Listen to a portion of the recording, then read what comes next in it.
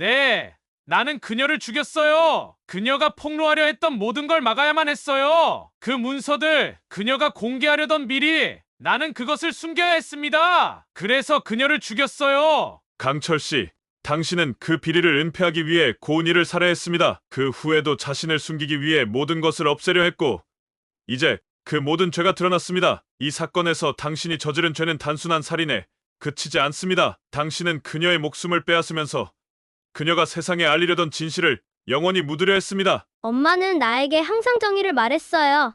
엄마는 나쁜 일을 할 수 없었어요. 그래서 나도 엄마처럼 정의를 지켜야 해요. 엄마가 나에게 남긴 거, 그 진실을 말하는 것만이 내가 해야 할 일이에요. 이제부터는 엄마가 제게 남겨준 것을 지키면서 살 거예요. 그녀가 나를 밀어내려고 했어요. 내가 그녀를 막을 수밖에 없었어요. 그녀의 고발이 내 인생을 끝장낼 것 같았어요. 그래서 내가 그녀를 제가 할 수 있는 건 그거예요. 진실을 말하는 것뿐이에요. 이제 엄마와 할머니에게 보답하는 길은 그거밖에 없어요. 안녕하세요.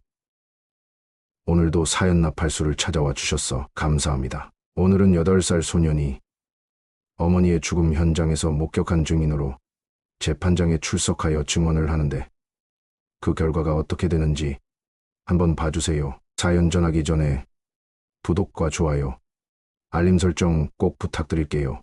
그럼 오늘의 사연을 시작합니다. 서울중앙지방법원. 이른 아침부터 수많은 사람들이 이곳에 모였습니다. 사건에 대한 대중의 관심은 매우 높았기에 취재진과 구경꾼들은 법원 복도를 가득 메웠고 사람들의 목소리는 복도에 울려 퍼졌습니다. 재판이 열릴 법정 문 앞에는 강력한 경찰 경계가 이어졌고 문이 열리자 그 안에 가득한 긴장된 공기가 법정 밖까지 스며들었습니다. 법정 안에는 재판장 박승철이 단정히 앉아 있었습니다. 그의 얼굴에는 수많은 재판을 치러온 경험에서 오는 냉철함이 담겨 있었지만 그 안에는 인간적인 따스함이 엿보였습니다. 박승철 재판장은 차분한 시선으로 피고 측과 검찰 측을 번갈아 살피며 사건의 진실을 밝히기 위한 결단을 내릴 준비를 하고 있었습니다. 검사석에는 정민호 검사가 자리를 잡고 있었습니다. 그의 눈빛은 날카로웠고 말끔한 정장을 차려입은 그는 사건의 실체를 반드시 밝혀내겠다는 결의에 차 있었습니다. 검사는 긴장된 법정 안에서 침묵을 지키던 피고인 강철을 지켜보며 마음속으로 여러 가지 계산을 하고 있었습니다. 변호인석에는 강철의 변호인인 이준영 변호사가 차분히 앉아 있었습니다. 그는 경험이 많은 변호사로서 이 사건을 어떻게든 자신의 의뢰인에게 유리하게 이끌어가겠다는 생각을 가지고 있었습니다. 이준영은 침착한 자세로 법정의 흐름을 살펴보며 필요한 순간에 한마디를 던질 준비를 하고 있었습니다. 이날의 재판은 살인사건으로 많은 사람들의 주목을 받고 있었습니다. 피해자는 고은이라는 젊은 어머니였고 사건의 유일한 목격자는 그녀의 8살 아들 정하준이었습니다. 하준은 사건 이후 한마디도 말을 하지 않았고 그의 침묵은 사람들의 관심을 더욱 집중시켰습니다. 사람들은 과연 이 작은 소년이 법정에서 무엇을 말할지, 그의 증언이 사건의 향방을 어떻게 바꿀지를 궁금해하며 숨죽여 기다리고 있었습니다. 하준의 할머니인 김정숙은 법정 한 구석에 앉아 손을 꾹 모은 채 손주인 하준을 걱정스럽게 바라보고 있었습니다. 그녀의 얼굴은 긴장과 슬픔이 뒤섞인 복잡한 표정으로 손녀가 이 재판을 어떻게 받아들일지 불안해하는 마음을 읽을 수 있었습니다. 하준이 입을 열지 않는 상황에서 이미자 할머니의 마음은 더욱 무겁고 아프게 느껴졌습니다. 그 순간 문이 열리고 법정 경위의 안내에 따라 정하준이 천천히 걸어 들어왔습니다. 하준의 작은 발걸음은 법정 안의 고요한 침묵을 깨는 듯했습니다. 그가 법정으로 들어설 때 어린 소년의 깊고 어두운 눈동자에는 어른들도 쉽게 짐작하기 어려운 슬픔과 고통이 얼음처럼 맺혀 있었습니다. 그는 마치 자신이 무엇을 해야 할지, 무엇을 말해야 할지 모르는 듯 눈을 내리깔고 있었습니다. 박승철 재판장은 부드러운 목소리로 하준에게 다가가며 말을 건넸습니다. 하준 씨, 괜찮으세요? 많이 긴장되겠지만 할 수 있는 만큼만 말해주셔도 괜찮습니다. 하준은 대답 대신 바닥을 바라보았습니다. 그의 긴 머리카락은 그의 작은 얼굴을 감싸며 그의 표정을 잘 볼 수 없게 만들었습니다. 그의 손은 떨리고 있었고 그 작은 손끝은 연필을 쥐는 것조차 힘들어 보였습니다. 정민호 검사는 조심스럽게 하준의 앞에 다가가며 진지한 목소리로 물었습니다. 하준 씨, 내가 본 것을 솔직하게 말해주면 됩니다. 무섭거나 힘들면 그대로 말해줘도 괜찮습니다. 그러나 하준은 여전히 아무 말도 하지 않았습니다. 그는 연필을 손에 쥐고 있었지만 그 작은 손끝에서 아무런 움직임도 감지되지 않았습니다. 그때 이준영 변호사는 이 상황을 놓칠 수 없다는 듯 재판장에게 의견을 제기했습니다. 재판장님, 이 아이가 말을 전혀 못하는 상태라면 증언 자체가 불가능한 건 아닙니까? 이런 상황에서 억지로 증언을 시키려 하는 것은 아이에게도 좋지 않을 것 같습니다. 변호사의 말에 일부 방청객들이 고개를 끄덕였고 이준영은 승리감 어린 미소를 지으며 자리에 앉았습니다. 하지만 박승철 재판장은 차분히 손을 들어 모두를 진정시키며 말했습니다. 아이를 보호하는 것이 가장 중요합니다. 말 대신 다른 방법으로라도 표현할 수 있도록 하겠습니다. 아동 심리 전문가들도 억지로 입을 열게 하기보다는 아이가 편한 방식으로 진술하는 것이 중요하다고 했습니다. 재판장은 하준에게 종이와 연필을 건네주며 말했다. 하준 씨, 연필로 내가 느낀 것을 써도 좋습니다. 법정 경위는 작은 메모지와 연필을 하준에게 내밀었습니다. 하준은 떨리는 손으로 연필을 쥐었고 그 손끝에서 긴 시간이 흐르는 듯 했습니다. 모든 이가 숨을 죽여 하준을 지켜보았고 그 침묵 속에서 긴장감은 점점 더 고조되었습니다. 하준은 조금씩 하지만 힘겹게 종이에 무엇인가를 적기 시작했습니다. 그의 손목이 조금씩 움직이더니 그 종이에 글씨가 나타나기 시작했습니다. 그 사람이 여기 있어요. 그 한마디가 적혀있는 종이를 본 박승철 재판장은 입술을 굳게 다물며 그 문장을 방청석을 향해 천천히 들었습니다. 모든 사람들이 숨을 멈추고 그 단 한 줄의 글자가 법정에 퍼져나갔습니다. 기자들은 카메라 셔터를 쉬지 않고 눌렀고 법정 안은 일순간에 술렁였습니다. 모든 사람의 시선이 다시 하준에게로 향했습니다.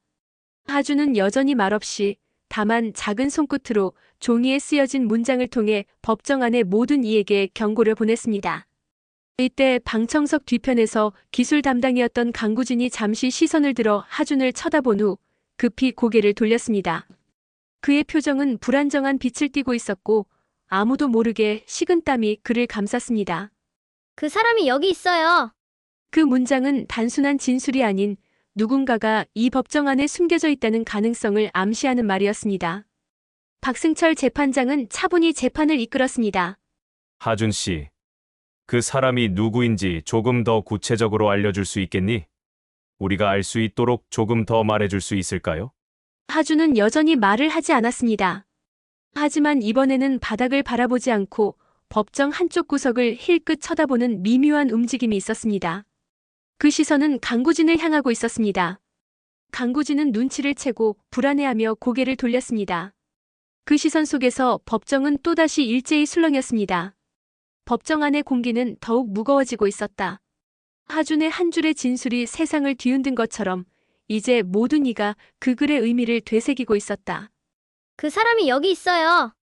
그 말이 누구를 가리키는지 명확하지 않았지만 법정 안에 숨겨진 진범의 존재를 의심하게 만들었고 그 불확실성이 법정 안에 깊은 그림자를 들이우고 있었다. 정민호 검사는 자리에 앉아 법정 안의 분위기를 진정시키려 애쓰고 있었다. 그의 눈빛은 흔들림 없이 강철처럼 단단했다. 그는 하준의 진술을 이어가며 그가 가리킨 사람이 강철임을 점차 확신하고 있었다. 검사의 마음속에서는 하준의 말을 믿어야만 진실이 밝혀질 수 있다는 결의가 서서히 커져갔다. 박승철 재판장은 하준의 진술을 신중하게 처리하려 했다. 하준 씨, 만약 그 사람이 누구인지 더 알고 있다면 우리에게 조금 더 말해줄 수 있겠니? 박승철은 하준이 고백할 수 있도록 온화한 목소리로 다가갔다. 하지만 하준은 여전히 침묵을 지켰고 그 작은 소년의 입에서는 더 이상 말이 나오지 않았다. 하준의 두려움은 이 법정에서만큼은 누구보다 강하게 느껴졌다. 그가 겪은 고통과 상처가 여전히 그를 옥죄고 있는 것이 분명했다. 그러던 중 강철은 더욱 당황한 표정을 지으며 자리를 박차고 일어섰다. 그의 눈은 흔들리고 있었고 숨을 헐떡이며 입을 열었다. 이건 말도 안 됩니다. 어떻게 제가 그런 일을 했다고 생각하십니까? 나는 그냥 이 사건과 관련이 없어요. 모든 것은 우연입니다. 그의 목소리는 떨렸고 그가 흔드는 손끝에서 긴장이 느껴졌다. 그는 과거의 실수를 숨기려는 듯한 태도를 보였지만 그 불안한 모습이 법정에 있는 모든 이들에게 점점 더 많은 의심을 불러일으켰다. 이준영 변호사는 잠시 고개를 숙이며 한숨을 내쉬었다. 그는 변호사로서 이번 사건의 흐름이 점점 불리하게 돌아가고 있음을 느끼고 있었다. 변호사로서 의뢰인을 지키기 위한 방법을 찾으려 했지만 증거와 하준의 진술은 강철을 점차 궁지로 몰고 있었다. 이준영은 차분하게 법정의 흐름을 지켜보며 그가 어떤 방어를 해야 할지 머릿속에서 계산을 하고 있었다. 그러나 검사는 주저하지 않았다. 강철 씨, 저희가 이미 확보한 증거들에 대해서는 어떻게 설명하실 건가요? 정민호 검사는 강철을 노려보며 차갑게 말했다. 그의 목소리에는 단호함이 묻어났고 그가 말할 수 있는 증거들은 모두 강철을 향하고 있었다. 사건 당일 강철이 피해자 고은희에게 전화를 걸었으며 통화 내역을 확인한 결과 사건 발생 전후로 수많은 연락이 오갔다는 사실이 드러났다. 그 순간 법정 한쪽 구석에 앉아있던 김정숙 할머니는 그동안 숨죽여 지켜보던 눈물을 흘리기 시작했다. 그녀는 손자인 하준이 얼마나 두려웠을지, 얼마나 많은 고통을 겪었을지를 아는 듯 그 작은 소년을 걱정스러운 눈빛으로 바라보고 있었다. 할머니는 하준을 지키기 위해 그가 겪은 모든 아픔을 함께 나누겠다고 마음속으로 다짐하고 있었다. 강철은 결국 그토록 감추고 싶었던 사실을 토로하기 시작했다. 그날 밤 고은이는 법원 내부 비리에 대해 고발하려 했습니다. 나는 그 정보를 가지고 있었어요. 고은이는 문서들을 준비하고 있었고 나에게도 자료를 넘길 수 있다고 말했죠. 그녀가 그렇게 하겠다고 하니까 나는 겁이 났습니다. 강철의 말이 이어지자 법정은 한순간에 숨을 죽였다. 그의 고백은 사건을 단순한 폭력 사건에서 복잡한 비리와 얽힌 살인 사건으로 바꿔놓았다. 강철은 고은이가 폭로하려 했던 내용을 알게 되면서 그녀를 막아야만 한다는 강박에 빠졌다고 말했다. 하지만 정민호 검사는 그를 더 이상 놓아두지 않았다. 당신은 고은이가 폭로를 하려 했다는 사실을 알고 있었고 그녀의 입을 막기 위해 살인까지 저질렀다는 말이군요. 그럼 고은희의 사망이 그 비리와 관련이 있다는 증거는 무엇입니까? 정민호는 이 질문을 던지며 강철을 더욱 압박했다. 강철은 결국 목소리를 높이며 마지막 자백을 했다. 네, 나는 그녀를 죽였어요. 그 자료를 빼앗기 위해서, 그녀가 남기려 했던 모든 것을 없애버리기 위해서. 강철의 고백은 법정 안에 깊은 충격을 남겼다. 그의 얼굴은 창백해져 있었고 그는 더 이상 숨길 수 없다는 사실을 깨달았다. 그의 자백은 고은이의 죽음뿐만 아니라 이 사건의 배후에 있던 비리까지 모든 사람에게 드러나게 만들었다. 박승철 재판장은 고요히 한숨을 내쉬며 말문을 열었다. 강철 씨, 이제 모든 것이 드러났습니다. 당신이 저지른 범죄는 살인뿐만 아니라 비리 은폐와 관련된 범죄였습니다. 이 법정은 더 이상 거짓말을 허용하지 않습니다. 하준은 그 말을 듣고 조용히 고개를 숙였다. 그는 여전히 할머니의 품에 얼굴을 묻고 있었지만 그의 작은 손끝에서 느껴지는 미세한 떨림은 그가 이제 더 이상 두려워하지 않는다는 것을 의미하는 듯했다. 하준은 엄마의 죽음에 대해 말할 수 있었고 진실을 세상에 밝혔다는 것에 대한 작은 위안을 느끼고 있었다. 이제 사건은 결말을 향해 다가가고 있었다. 법정 안에서 모든 이들은 긴장된 표정으로 그가 자백한 내용을 다시 한번 되새기며 그가 남긴 흔적들을 하나씩 맞춰나갔다. 그리고 하준은 마지막으로 그날 밤의 진실을 세상에 전달했다. 그의 목소리는 여전히 작았지만 그 한마디 한마디가 모두에게 깊은 인상을 남겼다. 법정의 분위기는 어느 때보다 무겁고 긴장감이 감돌았다. 강철의 자백이 끝난 후 법정은 조용히 숨을 멈춘 듯한 정적에 빠져 있었다. 하준의 진술과 강철의 고백, 그리고 그가 숨기고 있던 비리와 폭력의 사실들이 모두 드러나면서 사건은 마침내 그 끝을 향해 나아가고 있었다. 그러나 하준의 마음은 여전히 무거웠다. 그가 겪어야 했던 고통과 두려움은 쉽게 치유될 수 없을 것이기 때문이다. 박승철 재판장은 이제 사건의 결말을 향해 한 발짝 나아가려 했다. 그의 얼굴에는 결단의 흔적이 남아 있었다. 그는 침묵을 깨고 조용히 입을 열었다. 강철 씨, 당신의 고백을 받았습니다. 하지만 이 사건에서 당신의 범행은 단지 살인에 그치지 않았습니다. 당신은 고은희를 죽였을 뿐만 아니라 그녀가 폭로하려 했던 비리와 관련된 모든 증거를 숨기기 위해 그를 죽인 것입니다. 강철은 한동안 아무 말도 하지 않았다. 그의 얼굴은 창백해졌고 그는 손끝을 떨며 바닥을 응시하고 있었다. 법정은 침묵 속에서 강철의 내면적인 갈등을 느끼고 있었다.